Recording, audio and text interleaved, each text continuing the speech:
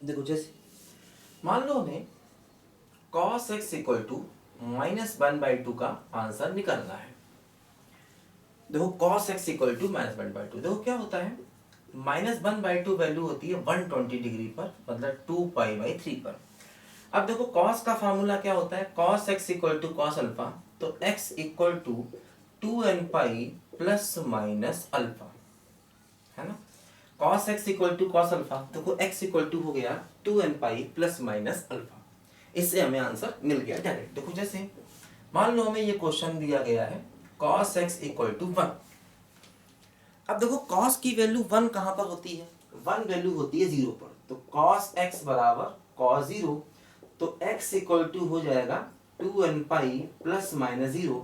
देखो x equal to हो जाएगा 2nπ, ठीक है। देखो इसी प्रकार जैसे कि मान लो अगर हमें cos x की वैल्यू 0 दी गई है, अब देखो यहां पर हम क्या कर सकते हैं, 0 वैल्यू कब होती है, cos π/2 पर 0 होती है, तो x बराबर क्या होगा 2nπ प्लस माइनस π/2, ऐसे हो गया। नहीं तो देखो अगर हम cos का ग्राफ देखें डायरेक्ट, यहां पर ध्यान दो, देखो ये अपना cos का ग्राफ होता है, ऐसे करके देखो ये।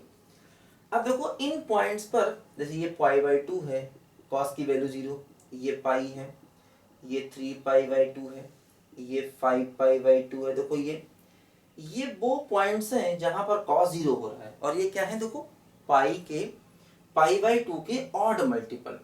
तो हम सीधे सीधे ऐसा भी कह सकते हैं कि x बराबर हो जाएगा 2n प्लस 1 इंटू π/2, मतलब cos x इक्वल टू 0 का ये भी आंसर सही है, मतलब π/2 के ऑड मल्टीपल पर cos 0 होता है, ऐसा भी हम डायरेक्ट यहाँ पर लिख सकते हैं, ध्यान दो, ठीक है। अच्छा अब देखो क्या होता है, जैसे कि मान लो अगर हमें क्वेश्चन दिया जाए कि cos square x equal to 1/4, तो देखो क्या होगा, हम यहां से क्या करेंगे, इसको ऐसे लिखेंगे cos x equal two plus minus 1/2। अब देखो इसके दो आंसर हो गए, एक हो गया क्या cos x इक्वल टू 1/2, है ना, और देखो दूसरा क्या हो जाएगा cos x equal to minus 1/2। देखो दो आंसर इसके हो गए। देखो cos x इक्वल टू 1/2 का मतलब cos x equal to cos 60 degree यानी कि π/3, तो लगा देंगे formula x equal to 2nπ plus minus π/3, ये आंसर मिला।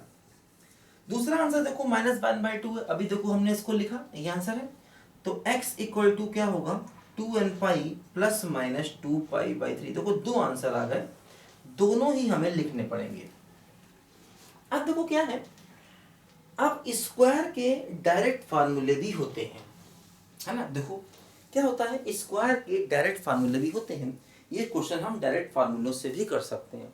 क्या फार्मूले देखो होते हैं, जैसे कि मान लो अगर हमारे पास साइन स्क्वायर एक्स बराबर साइन स्क्वायर अल्फा है, या कॉस स्क्वायर एक्स बराबर कॉस स्क्वायर अल्फा है, या टेन स्क्वायर एक्स बराबर टेन स्क्वायर अल्फा है, तो इन तीनों का ही आंसर सेम होता है, और होता है x बराबर एन पाई प्लस माइनस अल्फा। ध्यान दो, है ना, इन तीनों में से ये अच्छी बात है, इन तीनों का एक ही आंसर है सबका।